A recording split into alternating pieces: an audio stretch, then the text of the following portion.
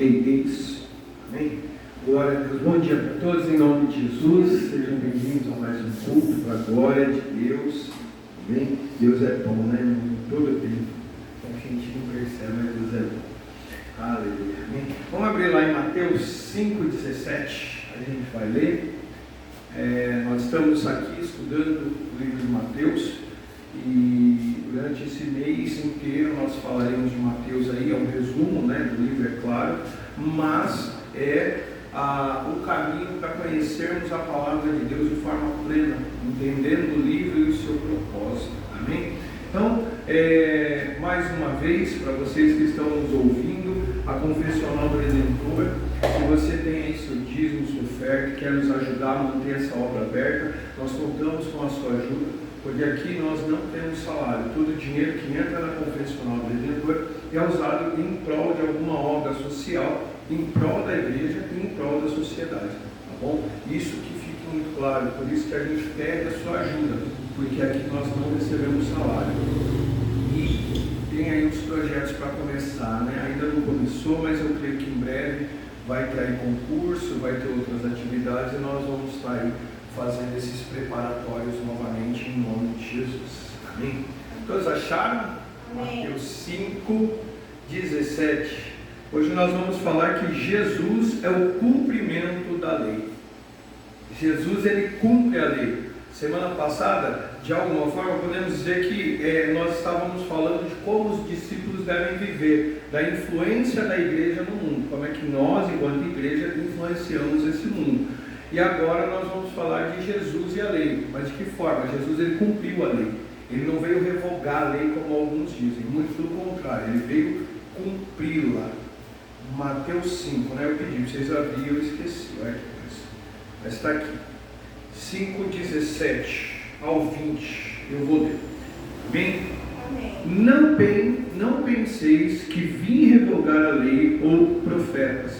Não vim para revogar, para cumprir, porque em verdade vos digo, até que o céu e a terra passem, nenhum i ou um tio jamais passará da lei, até que tudo se cumpra.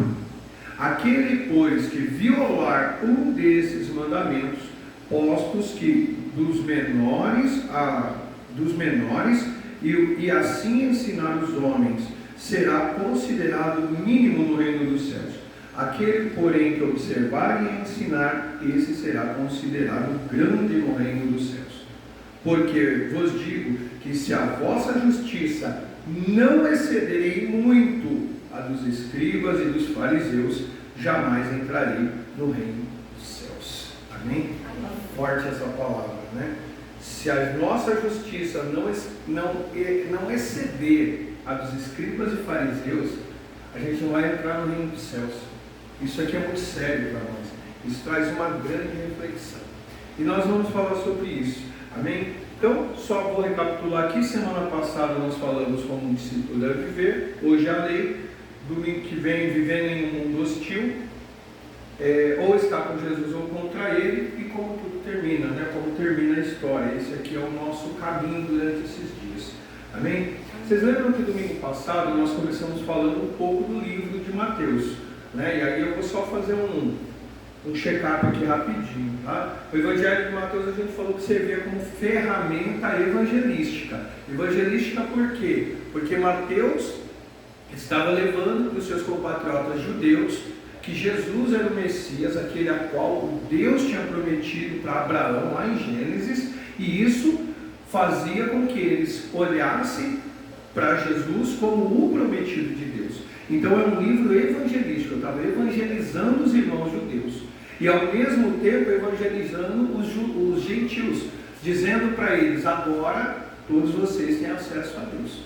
Então não é só mais para os judeus, é para todo que crê em Jesus. Amém? E com isso ele ensinou também uma apologética, ou seja, uma defesa da fé. Como é que eu defendo minha fé? Eu conheço o texto sagrado, eu sei que ele está escrito e eu avanço nesse ensino. Amém? Por quê? Porque se eu sei, eu consigo me defender. Se eu não sei de um assunto, eu jamais vou conseguir me defender. Isso, a maior prova disso, gente, é quando você vai conversar com alguém. Isso aqui eu falo na prática. mesmo fora da igreja, mesmo com outros assuntos, qualquer assunto que seja, se a pessoa começa a querer defender a sua opinião, mas ela não tem argumento, ou seja, ela não tem um estudo aprofundado do assunto, quando você questionar ela um pouquinho a mais, o que ela vai fazer? Ela vai te xingar. Sabe por que a pessoa te xinga? Porque ela já não sabe o que fazer. Então ela cria aquilo ali como uma defesa. Só que no nosso caso não é ofensa. Nós estudamos a palavra de Deus para defender o Evangelho e com serenidade, né? Sendo manso. A gente não precisa ser agressivo, a gente não precisa xingar. E justamente por quê? Porque nós conhecemos o nosso Deus. Amém, irmãos? E conhecendo o nosso Deus maravilhoso, a gente sabe que Ele faz todas as coisas de forma perfeita e de que todas as suas promessas, todas vão se cumprir em nossas vidas. Amém? Nenhuma delas vai ficar sem se cumprir. Amém? Então vamos lá. Para a gente começar a introdução dessa parte de Mateus, eu quero que vocês entendam que o que Jesus veio fazer aqui é afirmar o caráter da lei. Jesus não veio revogar, Ele veio afirmar a lei. Esse é o primeiro ponto. Só que eu quero que vocês também percebam que os judeus da época, como é que eles viam a lei? De quatro formas. Primeiro, eles viam a lei como os 10 mandamentos. Deus deixou os 10 mandamentos. Segundo, o Pentateuco, que são os 5 primeiros livros da Bíblia. Depois eles usavam a lei dos profetas. E por último, a lei da tradição oral. Aquelas pessoas mais velhas falavam e eles tinham que obedecer. Essa era a lei que eles estavam vivendo. Só que quando nós olhamos para Jesus, o que Jesus veio fazer? Jesus, ele quebrou alguma lei de Deus? Jesus quebrou a lei de Deus? Não. Ele não podia ter quebrado a lei de Deus. Quando Jesus faz uma cura no sábado, ele estava quebrando uma lei de Deus, um mandamento de Deus? De forma nenhuma. Ele estava quebrando uma lei humana. Porque os fariseus, eles pegaram a lei e para justificar os seus atos, eles colocavam formas de dizer, é eu que estou falando. A Bíblia nunca disse isso. Você não vai achar isso nos 5 primeiros livros da Bíblia. Mas eles estabeleceram que no sábado era um dia de descanso e não podia se fazer nada. A partir desse momento, para eles, quem fizesse estaria quebrando o mandamento de Deus. Mas muito pelo contrário, Jesus não quebrou o mandamento de Deus. Ele quebrou uma tradição que eles criaram. O que Jesus veio fazer então, quando nós estamos falando da lei? Jesus veio trazer uma interpretação correta da lei. Eu não sou jurista, eu não sou advogado, mas eu sei que a lei, ela é interpretada. Existem leis e as leis são interpretadas. E eu não posso interpretar essa lei segundo o meu bel prazer. Foi isso que esses escribas e os fariseus eles estavam fazendo, interpretando a lei segundo a vontade deles, não segundo aquilo que o próprio Deus tinha estabelecido. Então, quando Jesus vem no seu ministério, Jesus ele vem reinterpretar a lei, ele vem falar, está tudo errado, eu vou falar para vocês como deve ser feito. E aí a gente sabe o que aconteceu com Jesus. Amém, irmãos? Por quê? Porque os fariseus e os escribas, eles se achavam superiores à lei. Sabe os guardiões da galáxia? Eles achavam que eram os guardiões da galáxia. Então eu sei tudo da lei, quem manda sou eu, porque eu estou interpretando. Ah, mas não questiona, fica quieto e simplesmente obedeça. Era isso que eles estavam fazendo. Só que eles estavam destruindo a lei. Eles estavam desobedecendo a própria lei que Deus tinha deixado para eles. Amém, irmãos? E aí Jesus vem não para revogar, Jesus vem para cumprir a lei. Amém, irmãos? Jesus vem para trazer uma nova interpretação. Porque uma coisa, irmão, tem que ficar muito clara para nós. A lei de Deus, ela não contém erros. A lei de Deus não tem falhas. Agora, violar a lei de Deus e ensinar os homens de forma errada, eu posso afirmar para vocês que é um pecado muito grave. Por isso que nós temos que tomar cuidado com a interpretação. Porque Lucas diz que ai daquele que fizer um dos pequeninos de Jesus tropeçar. E eu posso fazer uma pessoa tropeçar usando a própria Bíblia. Porque eu tiro as afirmações de Jesus e coloco o meu entendimento. Quando eu ponho o meu entendimento, o que eu estou fazendo?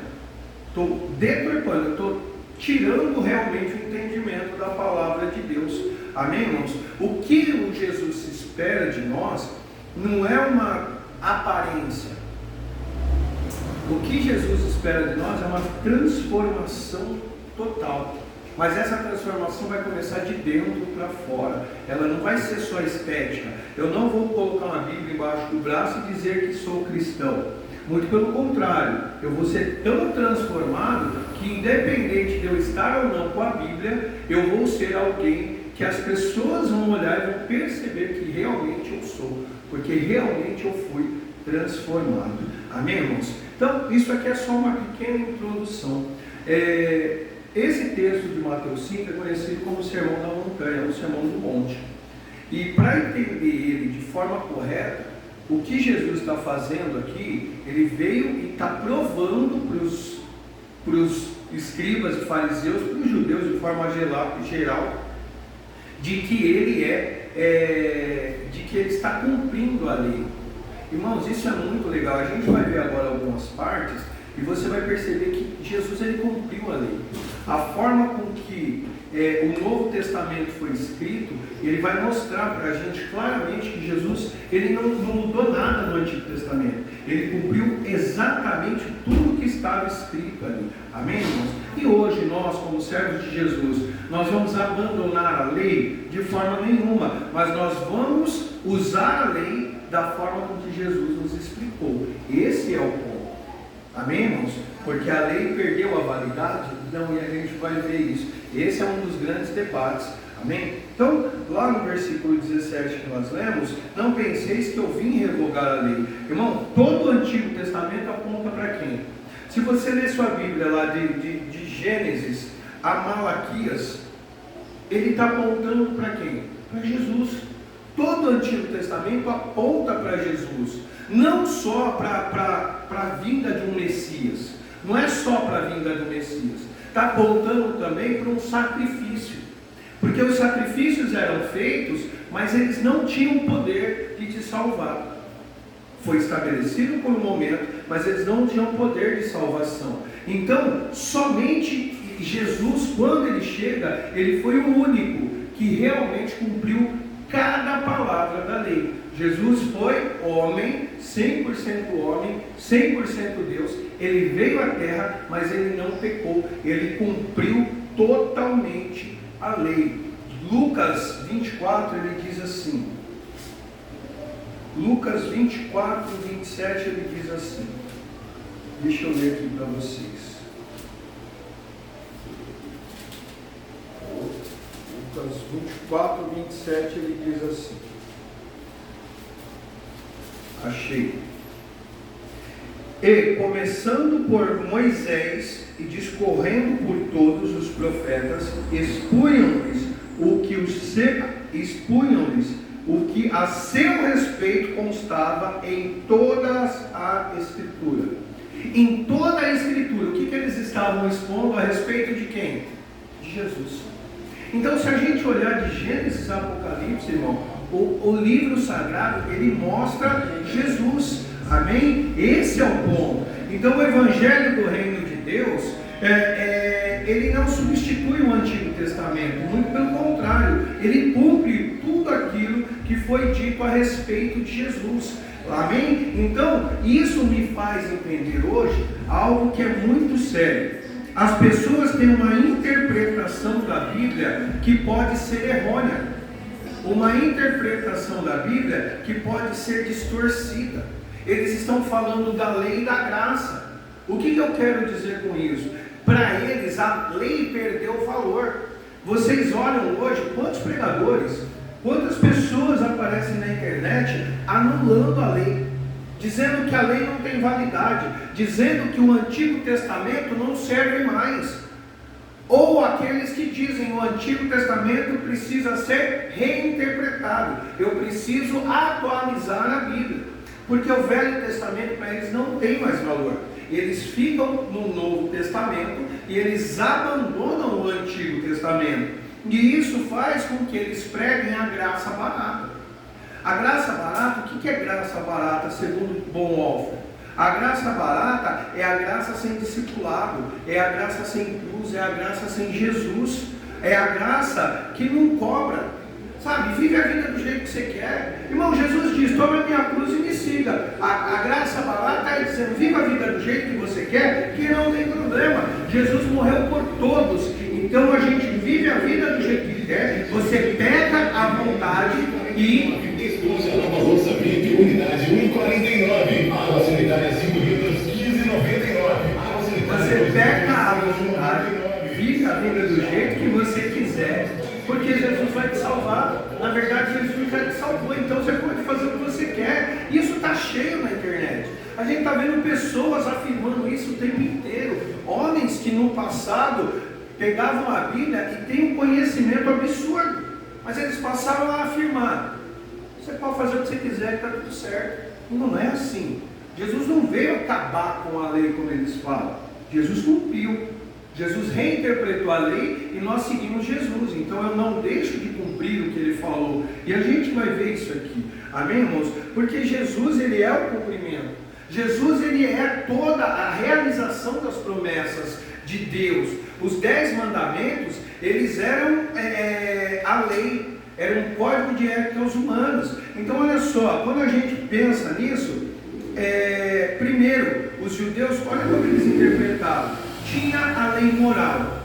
O que é a lei moral? Tinha os 10 mandamentos, e aí eu tinha também a lei moral. Essa lei moral, ela revelava a existência de Deus, através da nossa vida.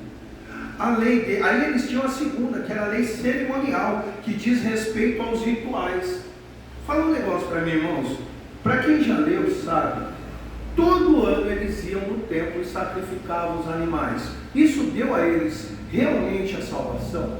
Isso podia fazer com que eles fossem salvos e aceitos por Deus? Eles poderiam ter o pecado perdoado, porque foi um estabelecimento de Deus. Deus disse para fazer. Mas ter o pecado perdoado e ser salvo são coisas diferentes. A salvação só era possível através de Deus. É isso que eles precisavam. Então Jesus, desde esse sacrifício, o que Deus estava dizendo para eles era: está vendo tudo isso que está acontecendo? Sabe esse sacrifício que vocês estão fazendo? Não vai te salvar, mas o sangue derramado de um homem, que seria Jesus, é o que daria o perdão total aos seus pecados, é o que mudaria totalmente a sua vida, porque eles pecavam o ano inteiro. Chegava numa época específica do ano, ia lá e entregava as ofertas. Agora eu estou perdoado dos pecados, então eu posso pecar de novo. Era isso. E Jesus, a partir do momento que ele vem e ele entra em nossas vidas, nós não mais pecamos, nós somos transformados. E isso faz com que a nossa vida seja um espelho, e isso faz com que a nossa vida realmente mostre para as pessoas que nós somos o sal da terra, que as pessoas estão precisando de Jesus.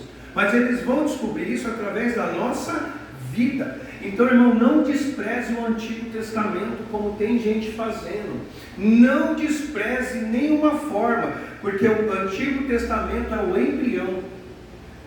Uma mulher, quando vai ter um filho, ela começa a gestação do filho. Então, todos os livros do Antigo Testamento é a gestação, estava apontando para Jesus. O Novo Testamento é quando Jesus nasceu, então é o cumprimento da palavra. Amém? Hebreus 9, ele diz assim. Hebreus 9, ele diz assim, 9 e 10. Os quais não passam, o que ele está falando das leis? Os quais não passam de ordenanças da carne, baseadas somente em comidas e bebidas, e diversas ablusões, impostas até o tempo oportuno. Impostas até o tempo oportuno. Tudo isso foi imposto por Deus até a chegada de Jesus. Quando Jesus chega, a mudança chega junto. Esses sacrifícios, eles não são mais necessários. Gente, eu não tenho, é desnecessário você ter que fazer algo. Ai Deus, se o Senhor me der isso, eu faço isso. Não precisa, porque Ele já te deu, e o preço já foi pago. O que Ele espera de nós é uma real mudança de vida. uma vida transformada. Porque só quem é transformado não vai voltar a pecar. Não adianta fazer sacrifícios absurdos, ir daqui não sei aonde andando de joelho e não mudar de vida.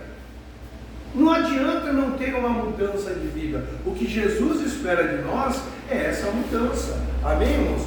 Por isso que a gente afirma: eu não posso desprezar nenhum Antigo Testamento, eu não posso desprezar nenhuma palavra da Bíblia. Porque, irmãos, a Bíblia é inerrante, não existe nenhum erro na palavra de Deus, não existe nenhum erro.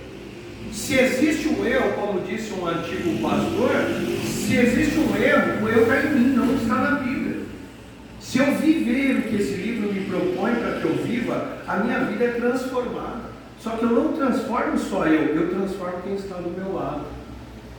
É isso que a gente precisa entender. Então, quando a gente vê lá no versículo 18, porque em verdade vos digo que até o céu e a terra passarão, mas a palavra de Deus não passa. Passa, irmão. A gente passa. Nós passamos. A nossa vida pode ser transformada, mas a palavra de Deus permanece a mesma. Quanto tempo faz que os seres humanos estão tentando destruir a palavra de Deus? Quanto tempo faz que as pessoas estão falando assim, vamos fechar as igrejas que a gente acaba com o problema? Que para eles é um problema. Quanto tempo está acontecendo? Há mais de 2000 anos. E eles conseguiram?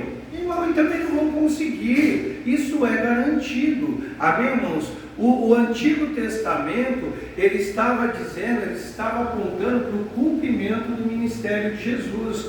Gálatas 4:9, depois a gente lê. Então ele aponta para Jesus. Eu estou repetindo para que isso fique bem claro na nossa cabeça. E a gente precisa entender que, então, quando tudo vai se resolver? Quando Jesus vier levar a sua igreja embora. Ali não vai ter mais problema. Ali não vai ter mais morte. Ali não vai ter mais dor. Ali não vai ter mais choro. Ali não vai ter mais briga. Ali não vai ter mais confusão. Ali não vai ter falta de dinheiro. Ali não vai ter falta de comida. Ali não vai ter falta de nada. Mas isso plenamente só vai acontecer quando Jesus vier pela segunda vez. Quando ele tirar a sua igreja.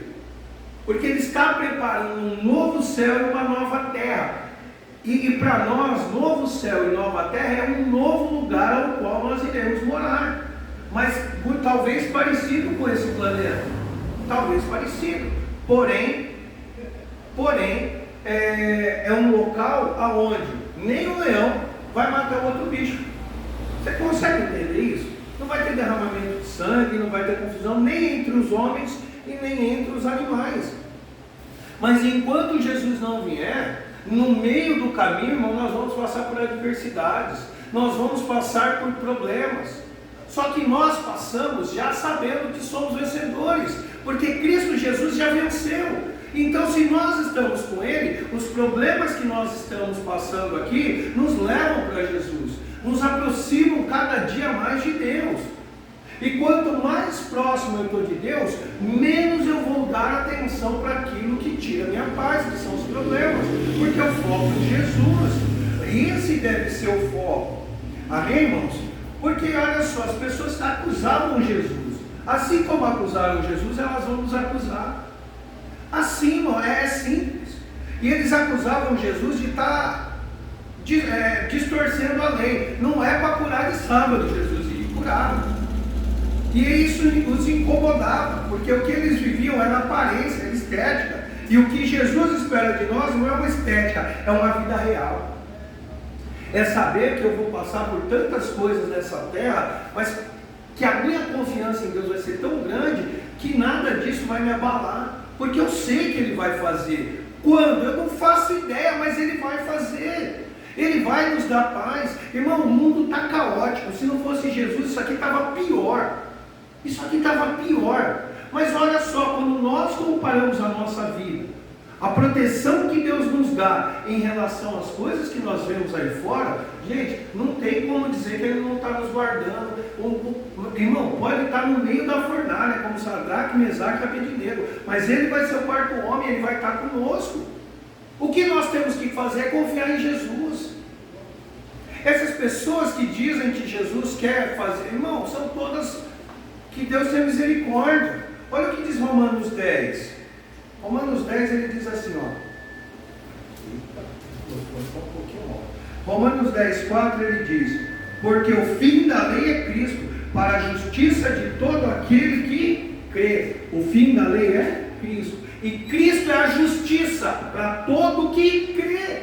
Irmão, por isso que a gente aprende: o justo não se justifica. Eu não tenho que ficar me justificando para ninguém. Quem tem que ficar provando alguma coisa para alguém é criança. Criança, sabe adolescente? Adolescente tem que provar para o outro o tempo inteiro que ele é. Nós não precisamos, porque quem nos justifica é Deus, é o próprio Jesus. O que nós temos que fazer? É uma vida reta diante dele, é cumprir os mandamentos que ele pediu para que a gente cumprisse. E eu não preciso ter medo do que vão dizer, porque ele vai te justificar. Ah, estão me atacando, deixa eu te atacar, irmão. O seu papel é confiar em Deus. Estou passando por um problema, deixa, meu irmão, eu estou passando, mas eu vou vencer. Mas por que você tem que ter certeza? Porque Jesus já me garantiu a vitória. Eu sou vencedor. Eu não vou ficar parado. Eu não vou ficar destruído. Não, eu estou aqui. É caminhar mesmo em meio às pedras. É caminhar mesmo em meio à dificuldade. É permanecer firme, porque se ele prometeu, ele cumpre. E se eu segui-lo de forma real, eu cumpro aquilo que ele pediu. E ao cumprir o que ele está me pedindo, meu irmão, ele não me deixa abandonado de forma nenhuma. É doloroso? Claro que é, porque nós passamos dor, irmão. Nós somos seres humanos. Quantas vezes você já chorou? Esse final de semana eu já fiquei angustiado umas 3 vezes, mas eu estou confiando em Deus. Outra hora eu conto, depois eu conto para vocês algumas coisas, vocês vão entender. Mas eu estou aqui, ó, Deus, vai dar certo. Eu tenho que motivar pessoas que estão achando que já não tem mais jeito. Porque pessoas que de um dia para o outro perderam tudo. Vocês acham que é fácil, irmão? Não é. Aí a pessoa olha para mim e fala, mas não, fica quieto que vai dar certo. Mais ou menos assim. Se Jesus está com a gente, por que eu vou ficar recuando? Por que eu vou temer? Ele cumpriu a lei. E se eu sou servo dele, a lei dele se cumpre em mim. A justiça de Deus está se cumprindo na minha vida. E é isso que eu vou fazer, por isso que eu não retrocedo, irmão, de forma nenhuma. Lá no 19 ele diz: aquele, pois, que violar um desses mandamentos, meu irmão, qualquer um dos mandamentos que for violado, nós pagaremos um preço. Eu sempre falo para vocês da responsabilidade humana. Somos responsáveis por qualquer ato nosso. Mas Deus é soberano, sabe de todas as coisas. Sim, por isso mesmo, nós já vamos responder diante dele por cada ato. Porque se era para fazer o correto e eu não fiz o correto, eu respondo diante de Deus. Por isso que eu também, irmão, não tenho que ser um caçador de heresia, e eu não tenho que ser um chato que quer julgar todo mundo. Muito pelo contrário, eu tenho que seguir a minha vida olhando para a palavra de Deus. Ah, mas o outro está errando. Se eu tiver oportunidade, eu vou falar de Jesus para ele. E eu vou dizer para ele, ó, seu caminho está errado. Eu não vou ser um chatão, mas eu vou ser o verdadeiro com as pessoas, no momento certo. E é isso que nós precisamos entender. E é isso que nós precisamos fazer. Agora, eu vou deixar de cumprir um mandamento. Talvez me briguem comigo, mas olha só. Um dos mandamentos que é considerado menor seria, vamos dizer assim, um mandamento que nós fazemos por amor, como dízimo e oferta. O correto é fazer sem dúvida, porém, ele não é um dos mandamentos mais pesados, que para nós parece ser pesado. Esse é um mandamento que nós deveríamos cumprir. Aí a pessoa fala assim, mas no Antigo Testamento ele era com alimento. Domingo passado eu disse, estou dizendo hoje, traga o alimento para a igreja, que a gente vai doar para quem precisa. Ué, se não é dinheiro, não tem problema. Aqui a gente não está atrás de dinheiro de ninguém. Então traz o alimento que a gente ajuda. Adriana fez uma campanha um tempo com o esposo dela, por mais de 10 cestas básicas. Gente, você quer coisa? Quantas pessoas estão precisando? Muitas. Se nós podemos ajudar, nós vamos fazer. Só que eu penso que, por mais que esse seja um dos menores, me entendam, é um dos menores mandamentos, não é tão pesado, só que os escribas e fariseus, eles sabiam disso. Só que mesmo assim eles obrigavam. É como se eles colocassem um fardo muito pesado. Você é obrigado a fazer. Não, você faz por amor. Eu não faço porque ninguém está me obrigando. Eu faço porque eu entendi e aquilo que eu faço, Deus está me abençoando. Eu costumo dizer, se você tem fruto para dar, Geralmente quem não dá o dízimo fala assim, vocês conhecem isso. Eu não vou dar não, a igreja está roubando. Mas qual é o fruto que a pessoa tem para mostrar de bênção de Deus, de milagre? Vamos ser verdadeiros, irmão. Geralmente quem questiona em dar é justamente por quê? Porque não faz nem o menor. O cara não dá uma cesta básica, não compra um prato de comida para quem precisa do lado de fora. Qual que é o fruto que ele tem na vida? Porque, irmão, nós passamos dificuldade. Eu, igualzinho vocês, irmão, passo uns perrengues financeiros que vocês nem imaginam. Passo cada coisa que tem hora que você fala assim, ô Deus, não tem nem gasolina. E aí você fica num perrengue. Mas, irmão, Deus supre. Deus faz com que a coisa aconteça. Eu estou doido para comprar uma bicicleta agora, estou com mais vontade, para não ficar gastando gasolina, porque está pesado esse negócio, irmão. Sabe? E agora que esses aumentos todos, vou ficar andando de carro, estou quase desistindo mesmo, estou falando sério, né? Mas isso é sério. Então eu não fico questionando, eu faço. Ah, mas e quem não faz? Eu não sou juiz de ninguém, é cada um com Deus. Eu não posso te julgar, irmão. Por isso que aqui na convencional nós cobramos você. Se eu não vou dizimar, mas eu quero dar uma oferta de R$1, então eu dou uma oferta de R$1. Ah, eu não vou dar nenhuma oferta, não tem problema, porque não é comigo, é com Deus. E se para Deus não tem problema, por que para mim vai ter? Se para Deus não tem problema, por que para mim vai ter? Só que a gente vai em alguns lugares que dizem, se você não der, você está roubando e você vai direto para o inferno. Não é bem assim que a banda toca. Não é assim, porque isso aqui é por amor. Só que existem mandamentos mais pesados. Deixa eu avançar aqui, que senão... Mandamentos mais pesados. A idolatria é pior. Ah, o cara não... Mas ele é um idólatra. Ele é um assassino. Ele é um homicida. E você está achando que isso é o quê? Não, é pior. Então, esse tipo de mandamento nós devemos lutar para cumprir, para não matar ninguém, para não destruir a vida de ninguém. E às vezes a gente mata com as nossas palavras, a gente cita a palavra que destrói a vida da pessoa, e isso é tão danoso quanto.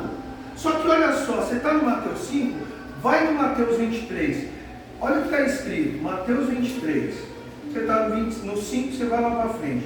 Mateus 23, 23, ele diz assim, estou quase acabando, hein? Para nós cumprir o horário, amém? Seguir a risca.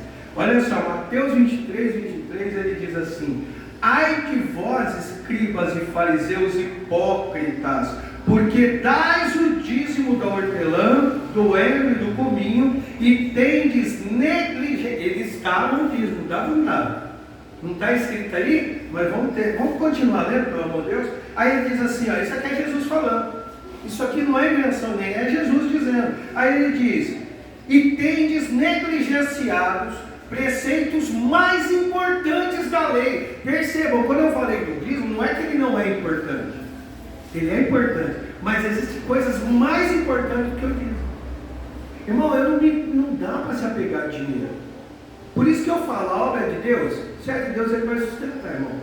Se não for, ele não sustenta. Se a hora que chegar o momento que ele não sustentar, é porque ele disse assim, ó, o fim chegou. Mas enquanto ele estiver sustentando, é dele. E aí ele diz aqui, ó, a justiça, a misericórdia e a fé de vez, porém estas coisas se omitir aquelas. A justiça, a lei, a justiça, a misericórdia e a fé. A pessoa está dizendo assim para nós, você tem que dar o dízimo, mas ele não pratica nenhuma obra de justiça, ele não é misericordioso e ele não pratica a sua fé. Irmão, nós temos que praticar isso todo dia. Aí a pessoa não dá o dízimo, mas pratica isso aqui, pratica. Então o que ela está omitindo é menor do que qualquer coisa. E isso aqui eu devo fazer. Isso aqui eu devo fazer todos os dias da minha vida. Não é dinheiro, é transformação de vida. Jesus, ele não veio, a lei ela é uma forma estética, a lei mostra a tua aparência, a lei diz que você é porque você cumpre algumas coisas, mas Jesus diz, você pode ser uma pessoa, a embalagem pode estar errada, mas o conteúdo está correto. A pessoa pode olhar para você e falar, nossa, nem parece crente, mas olha, você é um dos crentes mais fiel que eu conheci, porque olha a sua fala. Irmão, isso é tão gostoso de ouvir. Eu ouvi isso umas vezes, já é tão gostoso, né? A pessoa fala, nossa, nem parece ser crente. Eu fui num evento de família uma vez, Eu vou rapidinho, tá? E esse evento de família, é só um parênteses aqui. Eu estava com os meus primos e a gente tudo reunindo. E os meus primos estavam, eu não sei se foi aniversário. E eu fui. Aí a tia da esposa do meu primo falou assim, ficava me olhando toda hora. Aí eu comecei a me sentir um pouco incomodado, porque a pessoa não para de te olhar, ela passava e olhava. Aí eu falei, a Alice estava do meu lado, eu falei, mas essa mulher está olhando tanto para nós, né? Aí meu primo veio falar comigo assim, ô Du, não fica incomodado não. Eu falei, você percebeu? Eu falei, por que ela me olha toda? Aí ela falou assim, não, isso não é pastor, não é impossível o jeito dele.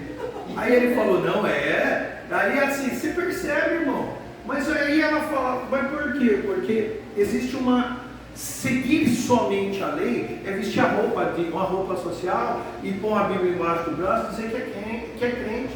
Só que é mais do que isso, é uma vida plena, uma vida completa na presença de Deus. Amém, irmãos? É uma vida completa. Por isso que eu falei no começo que Jesus ele veio reinterpretar, ele veio trazer o significado correto. Enquanto os homens viviam num significado, Jesus falou, não, está tudo errado. Eu vou te apresentar a forma correta de seguir a lei. Amém, irmãos? Porque a lei bem entendida, a lei seguida de forma correta, ela alcança o objetivo. E qual é o objetivo? Transformar nossas vidas para que a gente fique limpo e possa entrar no reino dos céus. Mas se eu não segui-la de forma correta, ela vira um peso. Irmão, o que tanta igreja fica cheia, em pouco tempo ela esvazia, depois enche de novo, e as pessoas que entram naquele lugar não são transformadas? Porque elas querem viver sob o jugo pesado da lei.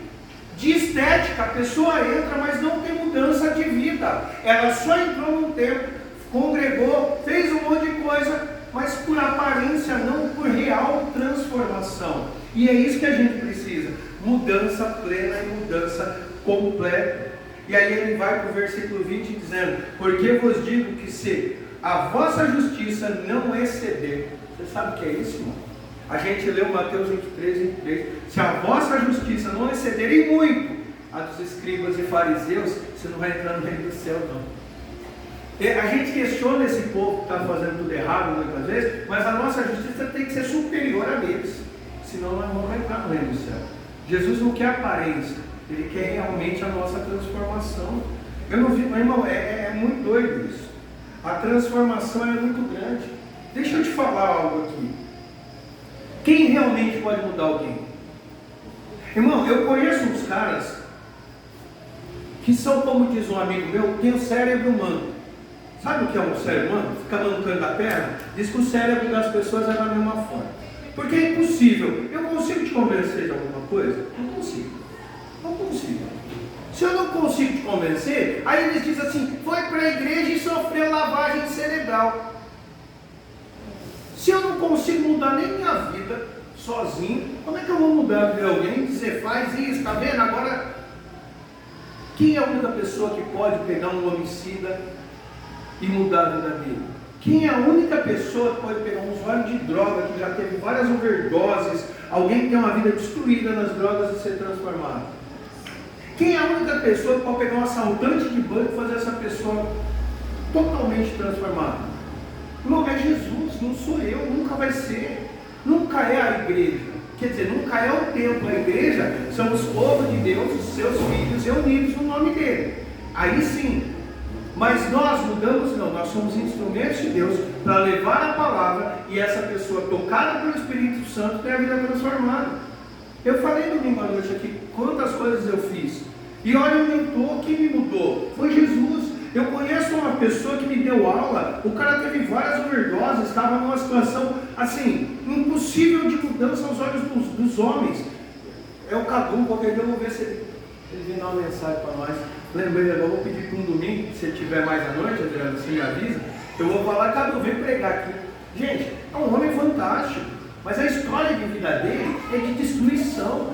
Ele casou com uma mulher mais nova, que não foi até a aluna dele, todo mundo disse que seria a destruição da vida dele. Foi a maior transformação de um cara que estava perdido nas drogas como servo de Deus, uma das pessoas mais fiéis à palavra que eu conheço.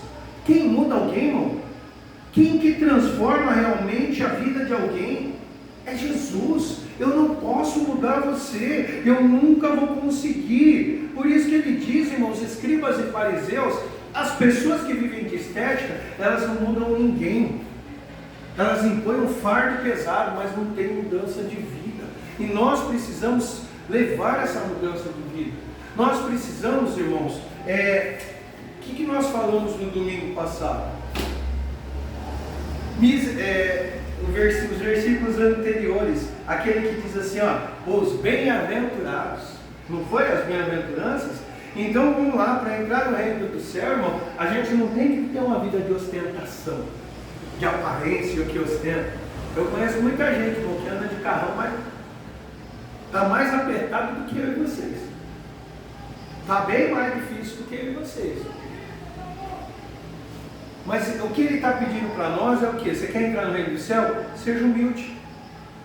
Você quer entrar no reino dos céus? Não se gabe da sua justiça. Muito pelo contrário, você deve chorar pelos seus pecados. Você quer entrar no reino do céu? Você não tem que defender os seus direitos.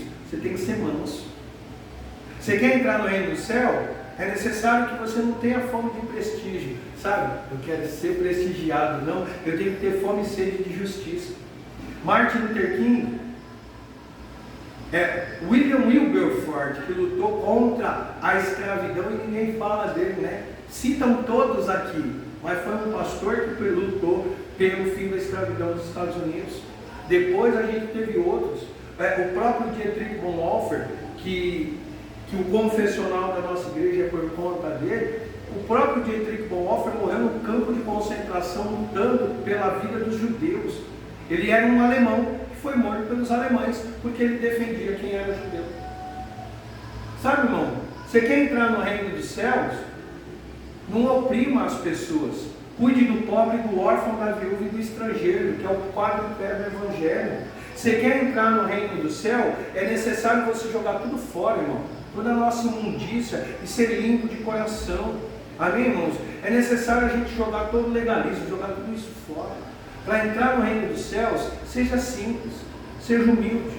Para entrar no reino dos céus, você não precisa de aparência. Jesus, ele aponta no final dos capítulos, desse capítulo, dos versículos finais, ele vai apontar para algo. E para que Jesus está apontando? Aí ele está dando uma resposta. Eles seguiam a lei de um jeito e Jesus está reinterpretando. Jesus está dizendo a respeito da ira. Se você se irar, você já está sujeito a julgamento. Se sua ira exceder o limite, se sua ira agredir, se sua ira... E aí é você com Deus, amém? Mas aí, olha só, sabe o que eu acho lindo isso? Porque pouca gente, eu não sei se vocês já ouviram na igreja, eu nunca ouvi isso aqui de verdade, não. Mas isso aqui eu vou falar. Ele diz assim, Mateus o 5, versículo 23, ele diz assim, se pois ao trazer as ofertas no altar, ao trazer ao altar a tua oferta, ali te lembrares de que teu irmão tem alguma coisa contra ti, ali você se lembrar que o teu irmão tem alguma coisa contra você. Não é você tendo alguma coisa contra alguém, é alguém tendo alguma coisa contra você. Aí ele diz assim, deixe perante o altar a tua oferta e vai se reconciliar com o seu irmão. Para Deus é mais importante você estar reconciliado com alguém do que o dinheiro que você traz para a igreja. Se reconciliar com as pessoas, irmão, para Deus é mais importante. E aí ele vai dizer lá a respeito do adultério. Eles interpretavam o adultério segundo somente a carta de Moisés. Eu não gostei da pessoa, eu me separo. Não é assim que funciona. Para que haja o divórcio, além do adultério, além do adultério, eu acredito que não pode existir amor, porque se eu estou adulterando é porque eu não amo a outra pessoa. E se eu não amo a outra pessoa, eu a agrido, eu a ofendo, e aí sim é justificável o fim do relacionamento. Amém, irmãos? Ele está dizendo a respeito do juramento. O crente, irmão, se você falar alguma coisa, em nome de Jesus, cumpra. Falou que vai fazer? Faça. Porque aqui os escribas e fariseus falavam, mas não faziam. E aí Jesus está dizendo ali a respeito da vingança: não se vingue, ofereça outra face. E aí ele vai dizer o amor aos inimigos. Irmão, é fácil orar por quem te fez o mal? Se eu contar para você, depois eu conto, vocês vão entender. Mas orar por quem te faz o mal é nosso dever. Está fazendo mal. Eu fico muito bravo com a pessoa, a gente fica. Mas vou bater na pessoa? Não, eu vou orar por ela. Porque é isso que a gente deve fazer. Amém, irmãos? Porque o mundo já faz tudo isso. O mundo já ofende, já xinga, já bate, mas e nós? Nós não podemos ser assim. Irmãos, entenda, todos nós estamos num processo de santificação. O processo de santificação e de mortificação da carne. Então, você entrou no reino dos céus, você está sendo transformado. Quanto mais você conhecer, mais você vai viver. Entenda, a lei não deixou de existir, mas Jesus está dizendo para nós a forma correta de seguir a lei. E é isso que nós devemos fazer. Amém, irmãos? Porque a gente só vai influenciar o mundo quando a gente for de verdade diferente. Enquanto a gente for igual, somente a diferença está a Bíblia embaixo do braço, a gente está sendo igualzinho eles e a gente não está sendo diferente. E eu termino dizendo que nós não podemos guardar o que é ruim e se apegar ao que é ruim, mas fazer o que é correto, porque é o que Deus espera de nós. Tem uma história que diz que um taxista, ele foi buscar um passageiro, e quando ele pega o passageiro, ele anda na velocidade correta, ele está fazendo tudo certo. Só que no meio do caminho, a gente que dirige sabe, saiu um carro e quase bateu nele. O motorista do carro ficou bravo. Além de estar errado, ainda ficou nervoso, xingando. Diz que o taxista fez assim: ó, não, deu um sorriso e falou: tá certo, desculpa, ainda pediu desculpa. O passageiro que estava atrás falou: você está doido? O cara está te xingando, quase destruiu sua fonte de renda, e você dá sorriso para ele, ainda pede desculpa. E aí o motorista do táxi disse para ele assim: olha, você conhece a história do caminhão do lixo? Você é igual ao caminhão do lixo? O que é o caminhão do lixo? Guarda tudo que é ruim. Ele pega o que é errado e começa a guardar tudo que é ruim. Aí o taxista falou: não, eu não sou igual ao caminhão do lixo. O que é ruim, quando chega para mim, eu jogo fora. Eu não aceito. Amém. Então não aceite fazer o que é errado, mas aceite o que é correto, faça o que é correto. Porque a pessoa quem vai te justificar é Jesus. E sendo justificado por Jesus, a sua vida é transformada. Amém. Amém. Deus abençoe em nome de Jesus. Amém. Por favor, Senhor, vamos orar.